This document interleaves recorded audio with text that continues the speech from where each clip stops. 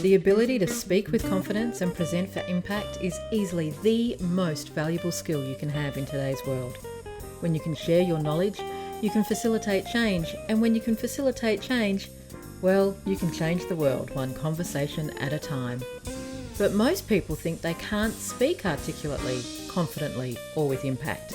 They get choked up by nerves, they lose their words, or that dreaded imposter syndrome shuts them down. Well, I'm happy to say that speaking is a skill that anyone can learn, yes, even you. And that's exactly what this podcast is all about. My name is Kat Matson, and welcome to Speaking with Confidence. Well, hello. Welcome to another episode of Speaking with Confidence with Kat Matson. Yes, I am Kat. And if you are a brand new listener, welcome. It's funny. It's when you record podcasts, it's a very interesting user journey and you're never quite sure when somebody is entering your world. So as a new listener, yes, this podcast is called Speaking with Confidence, and today's episode is an interview episode. You'll find that there are interview episodes and there are monologue episodes. The monologues are where I do little mini teachings or musings or reflections on what I'm seeing with people speaking confidence and what gets in the way. Whereas the interviews, I talk to people who are interesting to me, and therefore I assume they're interesting to you, about how they work with business owners or public servants or corporate hippies, because that's who you are, right? Business owner, a public servant, a corporate hippie, or maybe in a corporate organisation.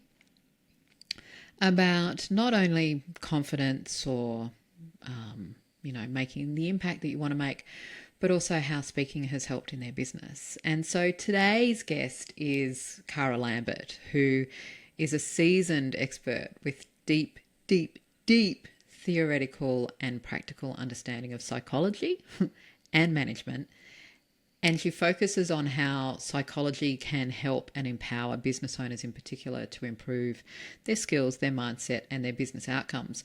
What's particularly interesting to me about Kara, and why I really wanted her to come on the show, is because, like me, she also has a public service history. And so she's experienced the joys and the challenges of public sector. And so in the interview that you're going to hear shortly, you'll hear Kara's real understanding from a psychological perspective. She has a psychology degree, on imposter syndrome and how it affects business owners, how it gets in our way, as well as how it affects and permeates through public sector teams as well. So that's today's episode.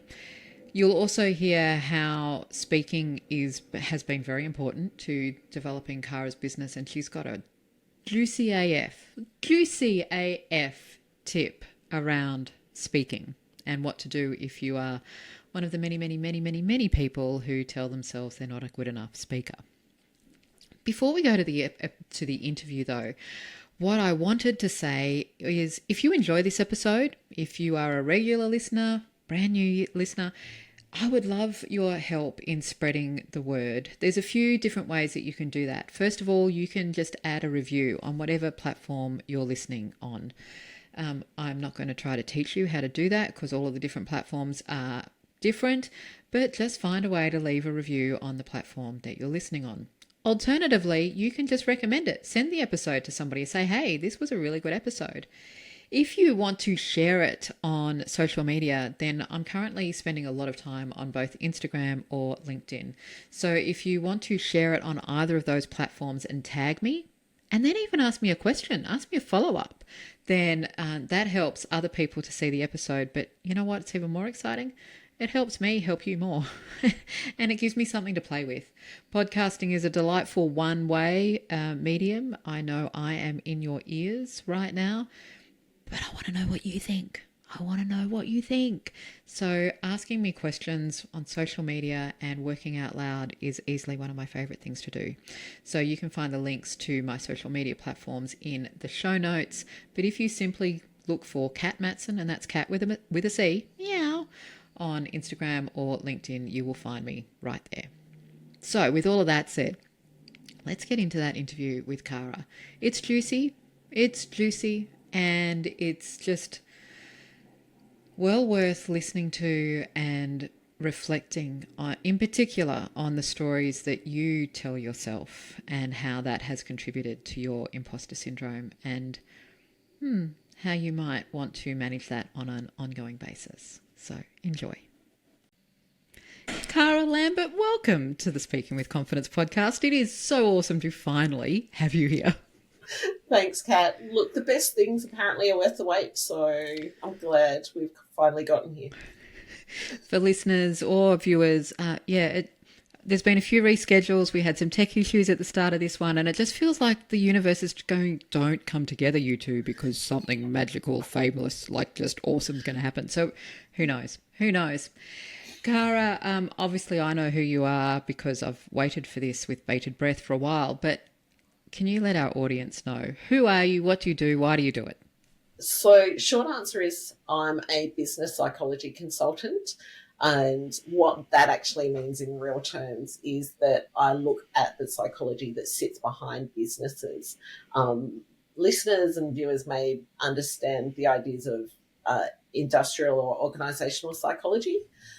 That's about the literal business. I look at the people that sit within the business, so the business owner, and how the business owner's psychology impacts the business and the business's success. The staff, and how the staff psychology impacts the business and the business's success, and the client's or audience and their psychology and how that impacts the success. So that's where I sit. Why? I've got a degree in psychology and a graduate diploma of management in human resources. Back when I did my degree, organisational and industrial psychology really wasn't a thing.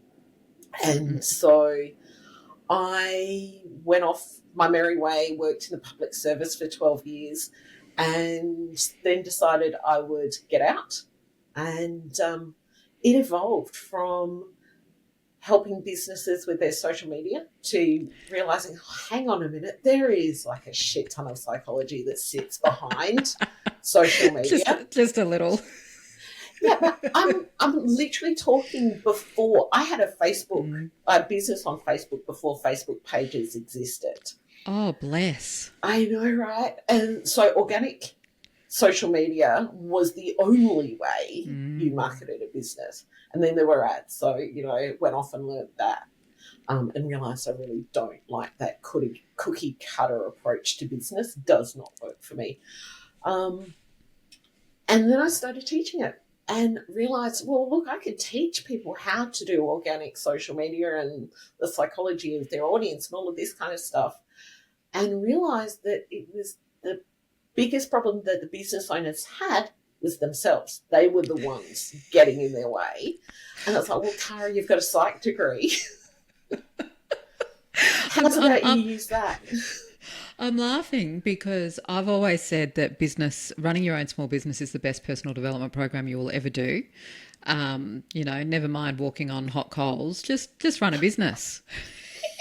It's a baptism of fire either which way. Very, very, very true. So what's your focus these days? Is it the social media side of the business? Is it the business owners, or is it the combination of the two and how they all interact? Or the combination of the three because you've got the staff? Absolutely the business owner, because the business owner sets the direction and the speed for the business. So, yeah. And it's where I find that, or I feel that I have the best impact on a business. And for myself, I get the most enjoyment out of helping business owners get out of their own way. There are so many rabbit holes we could go down. So let's start with the really obvious one. When you say helping business owners get out of their own way, what are the common things, what are the common obstacles that business owners put in their own way or pretend are in their way or believe are in their way that gets in their way, that stops them from being, I don't know, as successful as they want to be?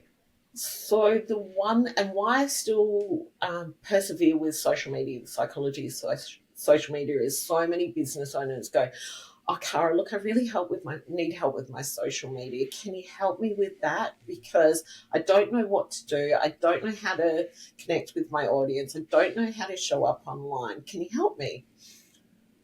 And so that's I one can see of the them. punchline here. I don't know how to show up online because you don't know how to be yourself. Yeah. And so, we will talk about that, and I'll, give them all of these ideas and help them understand it, and, the psychographics of their audience and when they're best showing up online, and, send them on their merry way, and, check back in with it, like, no, I haven't been able to do it. Why haven't you? Oh, I'm afraid. Oh, well, there it is. There it is. Um, there it is. See, there it is. So, it's like, okay, let's start on that. And then what often comes into play is fear of being themselves, imposter syndrome, not being able to put in boundaries, or afraid of disappointing other people, fear of being trolled. A number of times I've had people go, look, I'm actually really afraid of being trolled online. And I'm like, okay, I actually understand that one. I am a 50-year-old plus size woman with grey hair. Like, pick a target that you want to throw, shit at me with. Like, seriously. I have never been classically trolled in my more than 10 years online. I've had 2 people where it's like, you're being a dick. Like, seriously. And I put them in the one, I kind of took it on board and went, yep, okay. The other one, I put them in their place. Yep. And so why is that fear of being trolled? Where does that really come from? Is that the real fear, or is it the excuse in front of the other stuff? It's an excuse. Yeah. It's the same as I don't know how to do social media. It's like saying you can't have a conversation, right? Yeah. Yep. Yeah. Yeah, I'm afraid of speaking. So the top 2 that you mentioned, imposter syndrome and fear of being myself, are they, from your perspective, are they the same thing, or are they slightly different? If you'd asked me this question 6 months ago, I'd say they're different. And my thinking is actually changing around this.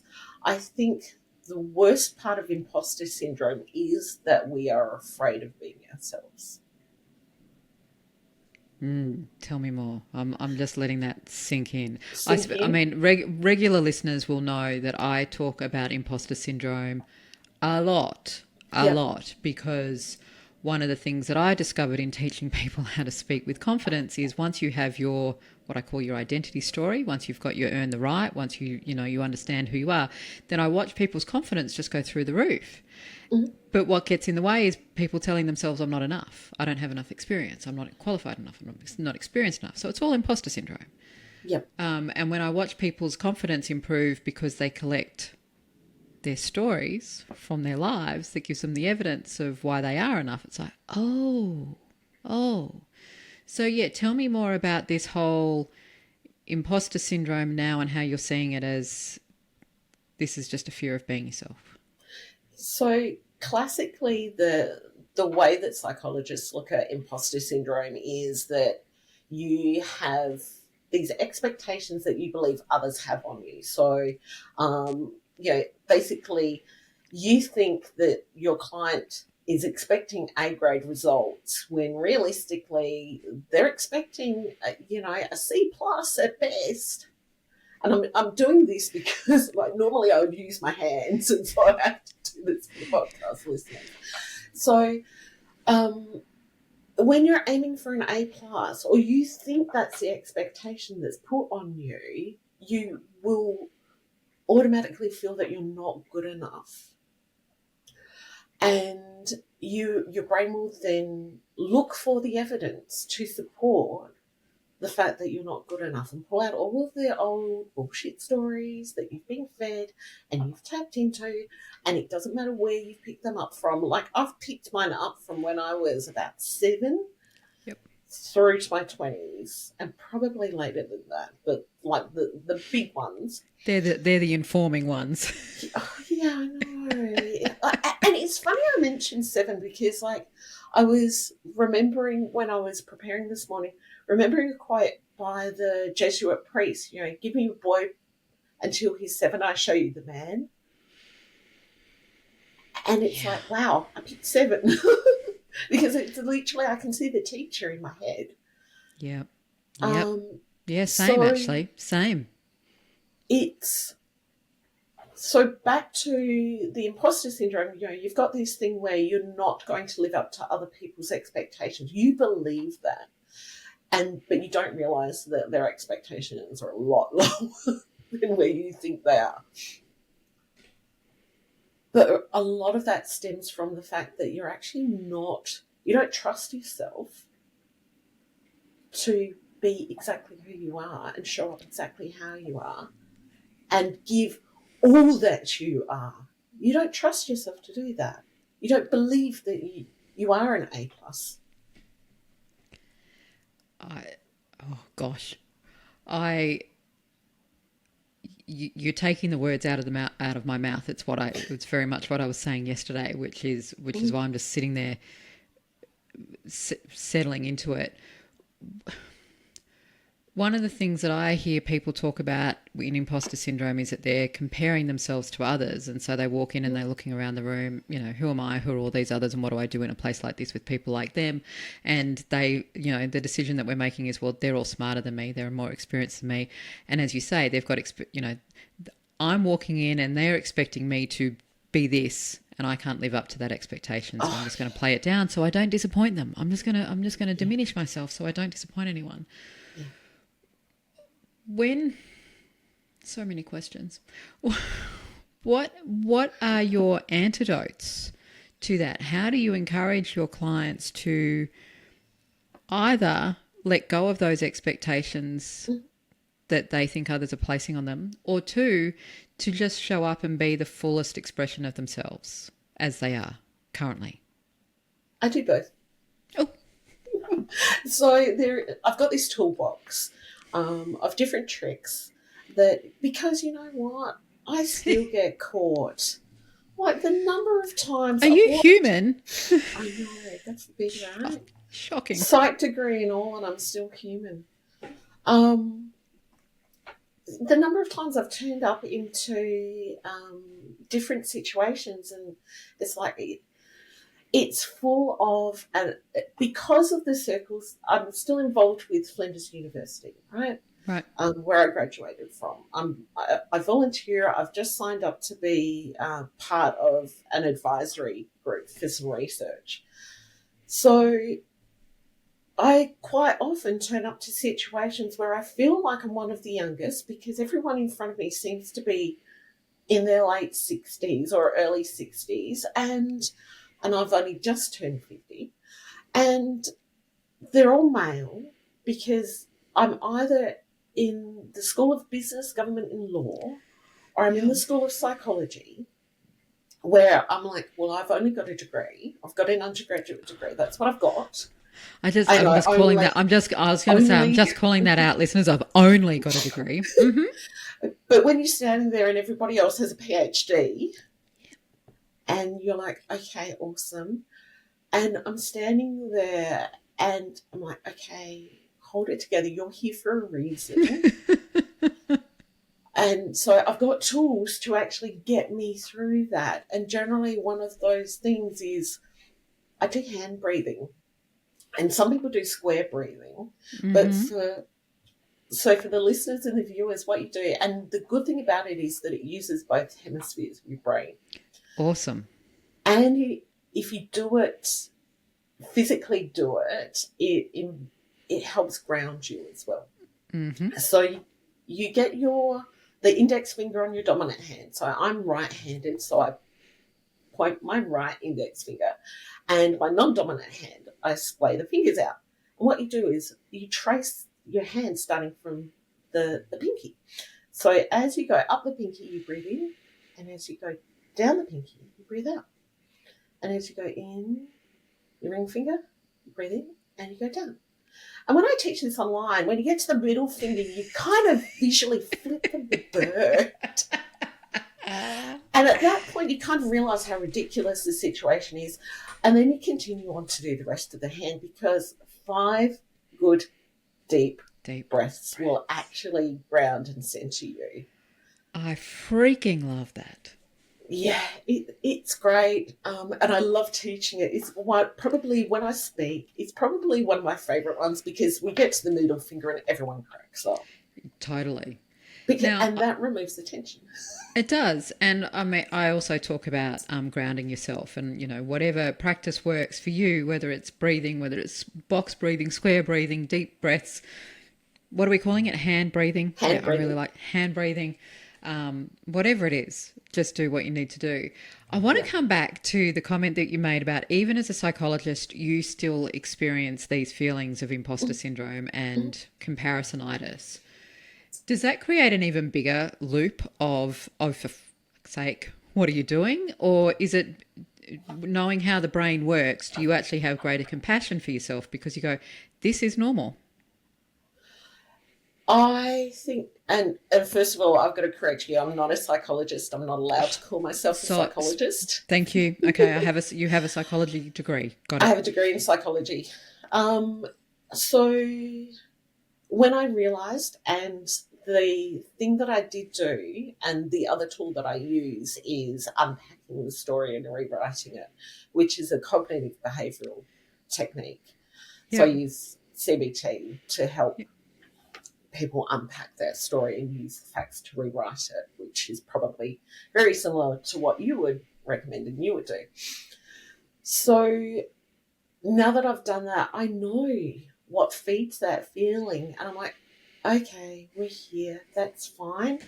Let's go back to the facts and the truth and go from there. Yeah. That doesn't mean that I don't get myself into situations though, and it's probably deep breathing and realizing that I'm buying into the old story. The reason, and thank you for going there with me, and the reason I wanted to call that out is because I really want listeners and viewers to know this is normal. It is part of being human. One of the things that I have people say is, oh, I just wish I'd get over it, Kat. And I'm like, you're human.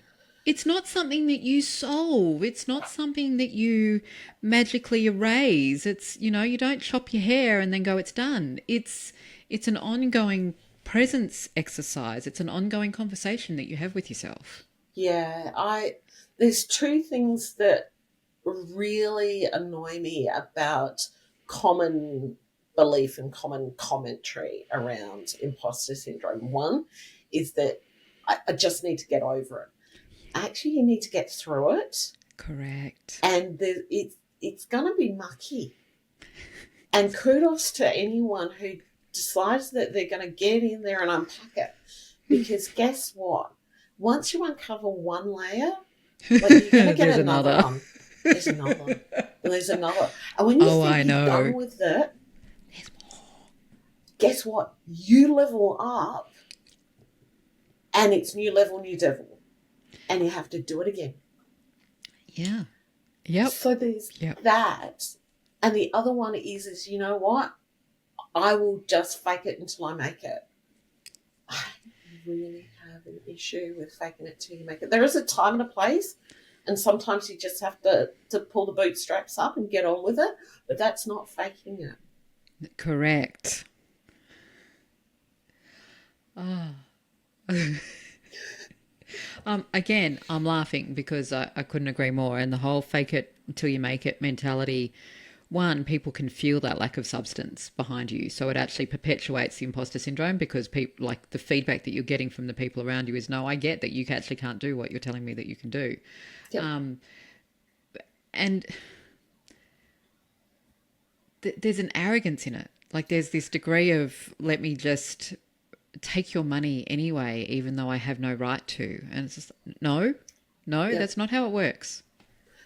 But the biggest thing of it is you're telling yourself you're faking it. So Correct. Your brain doesn't actually believe you. Yeah. Yeah. So you're not actually fixing anything. You're just bullying your way and blustering your way through. I like that phrase. You're just bullying your way through. You wouldn't do that to a friend. Why would you do it to yourself? No, but apparently that's okay in business. It's not.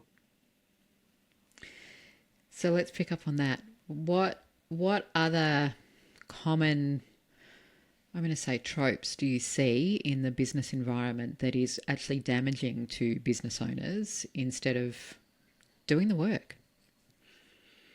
Hustle and grind. Yeah. Just no. Just no.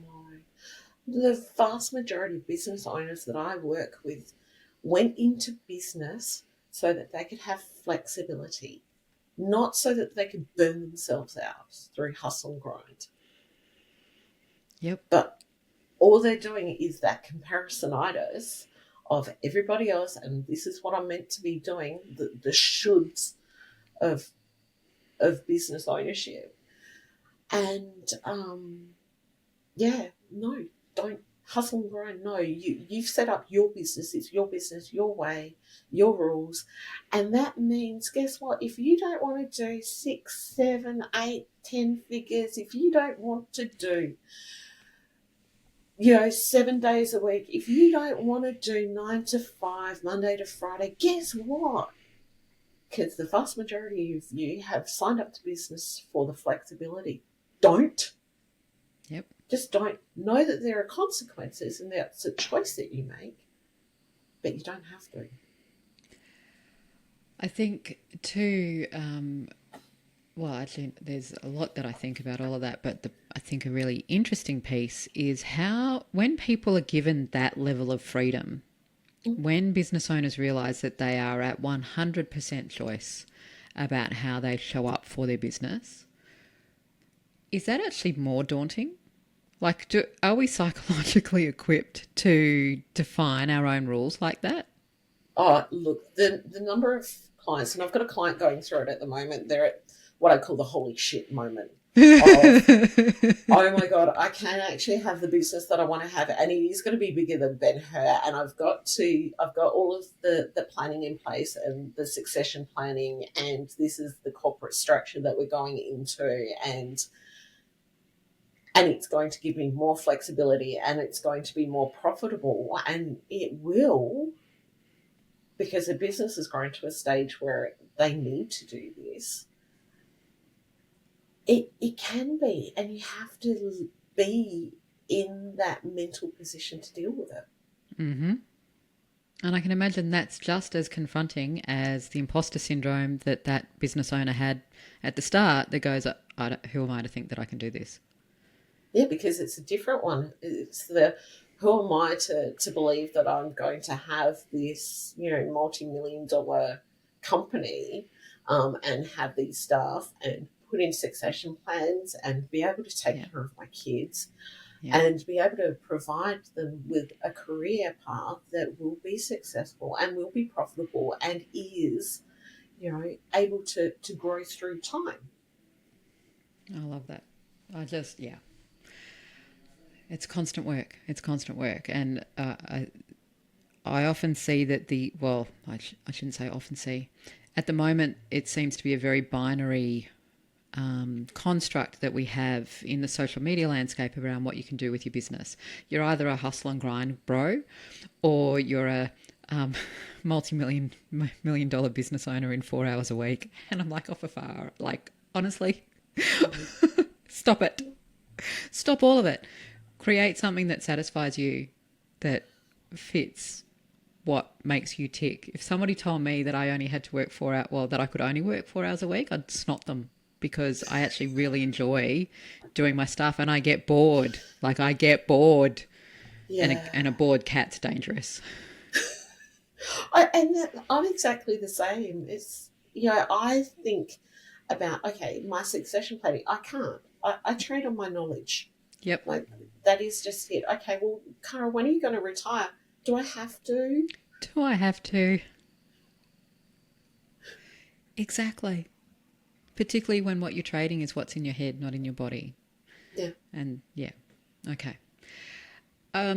Before we switch over to the speaking part, because I know that you do a lot of speaking to build your business, I can't resist the temptation to tap into your public service background, because that's something that you and I both share. I've spent 10 years, well, I say it's in past tense, but I still consult to the public sector. So I'm still there. I therefore have spent more than 10 years in the public sector. And one of the things that I see there is exactly the same challenges, particularly when it comes to imposter syndrome and feeling not good enough and comparisonitis. But it expresses itself in a slightly different way, because when you're in the public sector, you're not solely responsible for building a business, but you are responsible for leading teams, for making an impact, for lobbying. So from your experience, how have you seen those differences play out? And I guess what's your advice for any of my public service listeners? So one of the stories that fueled my imposter syndrome, I was a graduate. So I was a graduate for the Department of Veterans Affairs in 2000, which for this little Adelaidean meant moving to Canberra. I was, the years prior and the years after, they had them in Adelaide. My year, it's like, no, everyone's moving to Canberra. I'm like, okay, awesome. And so second rotation, one of the staff said to me, you don't deserve this. You don't deserve to be here. You haven't done your time. And I'm like, excuse you. Like, you're an APS 6 and I'm an APS 3. Like, yeah, okay. I know. You're right. I haven't done my time yet. I haven't done my time. No, I did not join the public service as a 16, 17-year-old cadet. Yeah. However, what I did do when I was 17 was I went back, repeated year 12 so I could get into uni. So I then went and did my degree, and then I did my graduate diploma. And in fact, all of us graduates have 2 qualifications. So no, I didn't do my time in the public sector. I did it at university.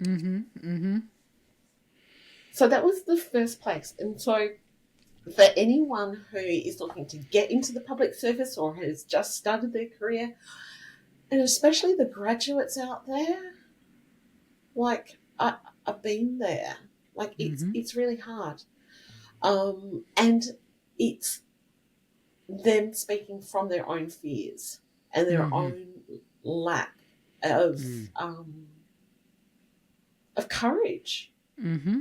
And inability to, like, I couldn't have done that. So, you couldn't possibly have done that. Yeah, I have. Yeah. Department of Veterans Affairs, thankfully the gender balance has changed. But when I was there, it was very much male dominated. And so as a young professional female,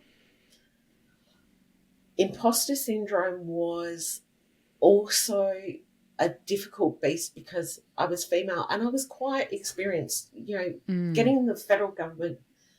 I remember sitting on a plane once and a lady said to me, we struck up a conversation and she's like, so tell me about your career. I'm like, well, I've just left the public sector. I've had 12 years in the Department of Veterans Affairs, and I rattled off things that I'd done. And she's like, you did all of that? Yeah. I'm like, yeah. Yeah, so, I was in e-business. I helped set up, online apps, developed websites. I worked for, what's now Open Arms and their research part. I came back and I did claims processing. I did quality assurance. I've done statements of principles for processes and procedures. I consulted on the most recent piece of legislation, which is just about to be rewritten. I helped bring that and, implement it, roll it out across the country. And yet, after all of that, I was still scared of being in a room with a group of, because I was in my 30s and early 40s. Yep. And so I was confronted with a boardroom of men who I thought were more experienced and more knowledgeable than I.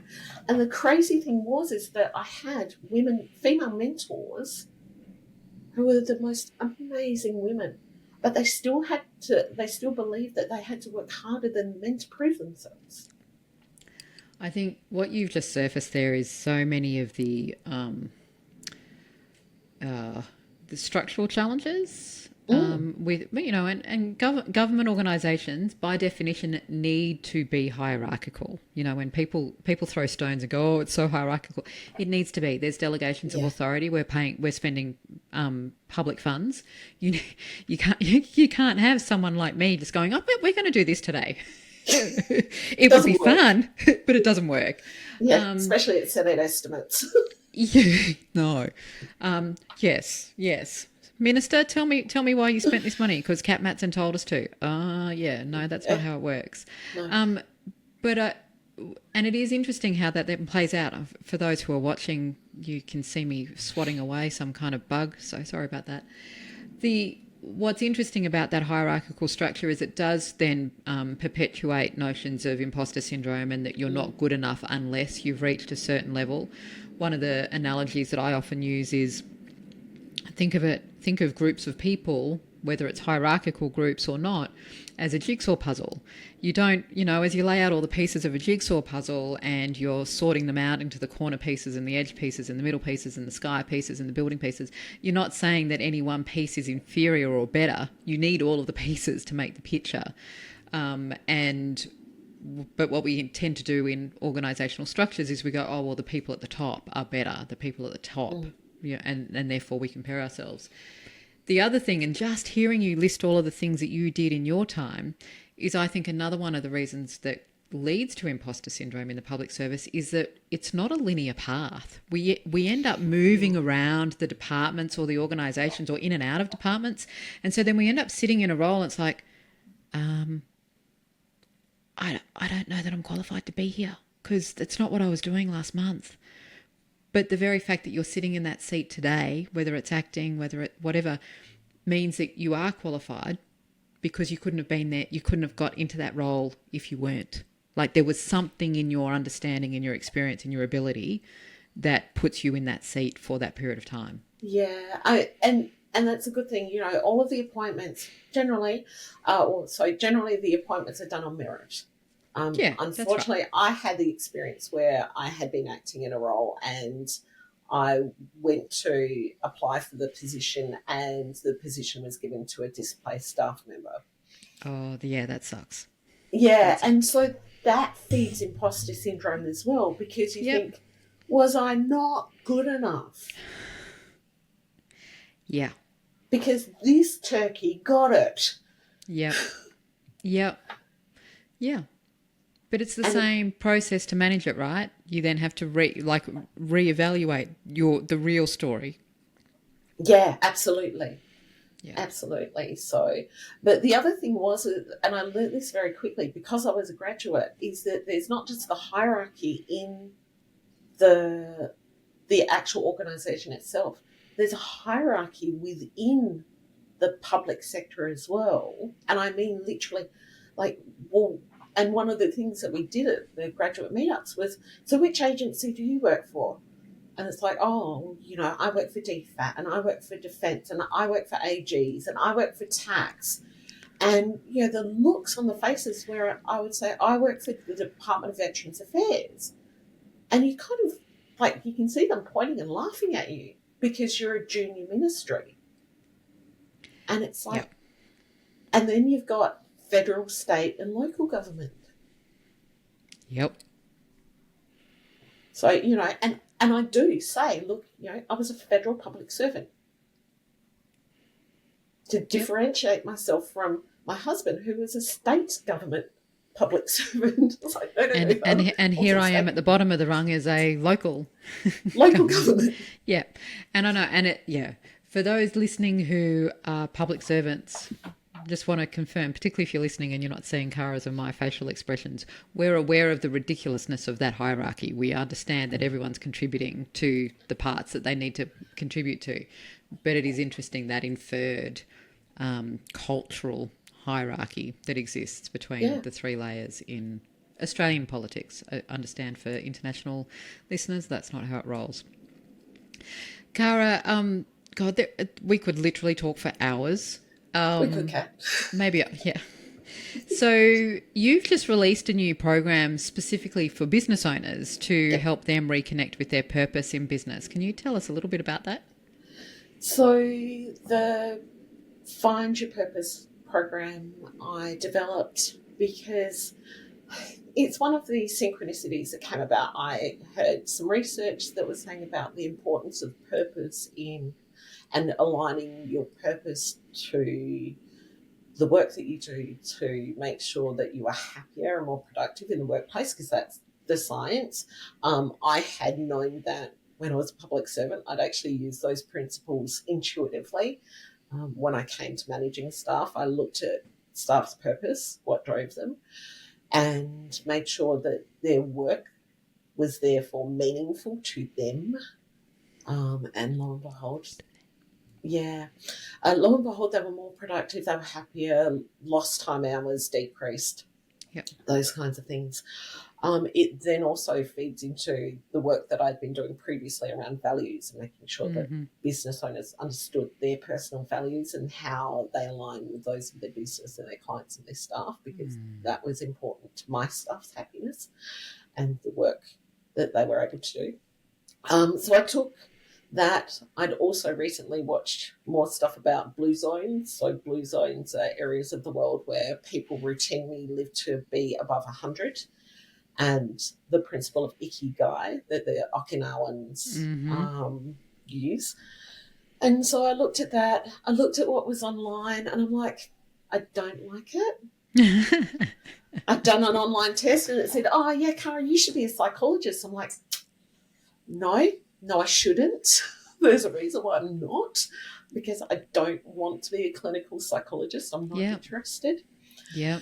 And so it was finding out and developing the right questions to ask so that I could get people to understand what the tasks were, and the elements of the work that they've been drawn to do that really fuel their purpose.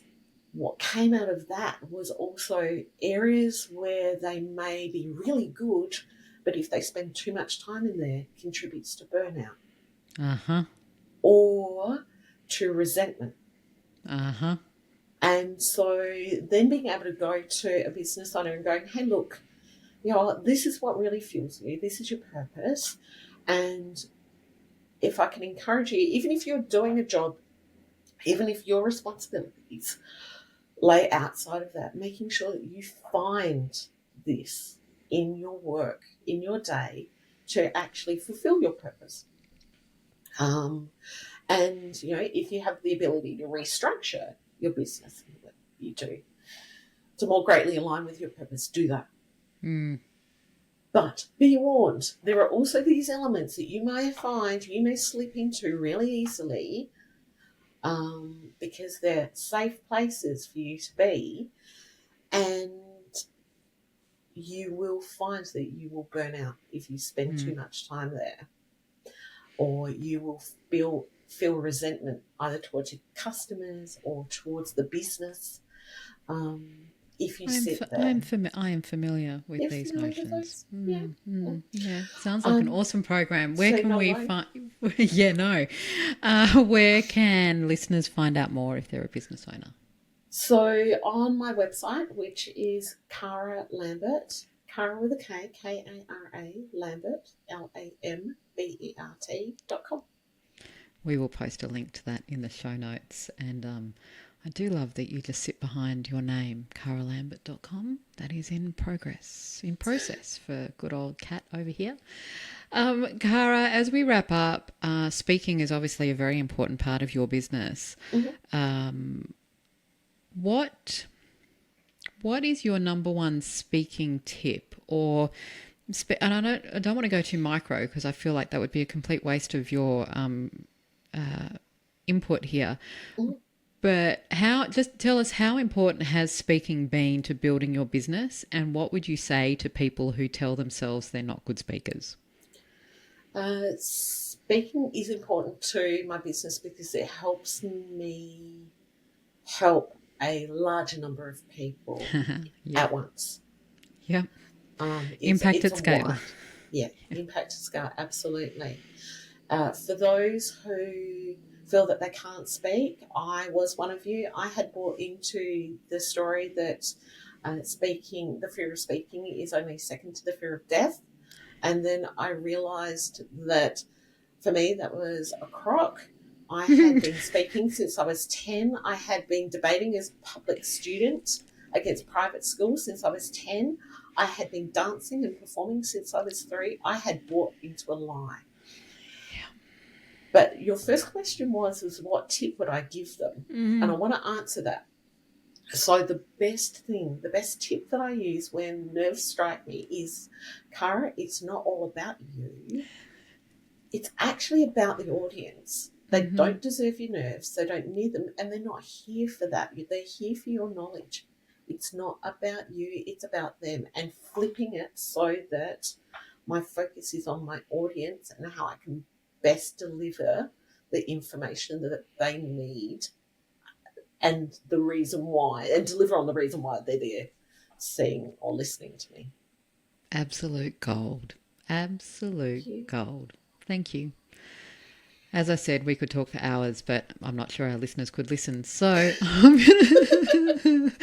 going to wrap this up. Listeners, I hope you've enjoyed this longer episode. But Kara, thank you so much for your time and for your insights today. I've thoroughly enjoyed talking all things imposter syndrome, in particular with somebody who knows more about the psychological source of it. And I love that final tip. So thank you.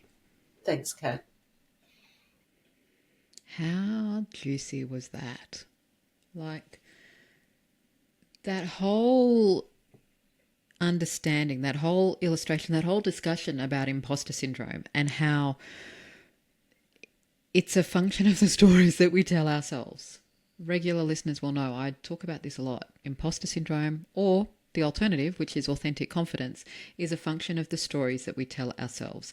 And I loved how Kara called out, sometimes you just sit down and you evaluate the story that you're telling yourself and you rewrite it with facts. Not with faking it till you make it, but with facts.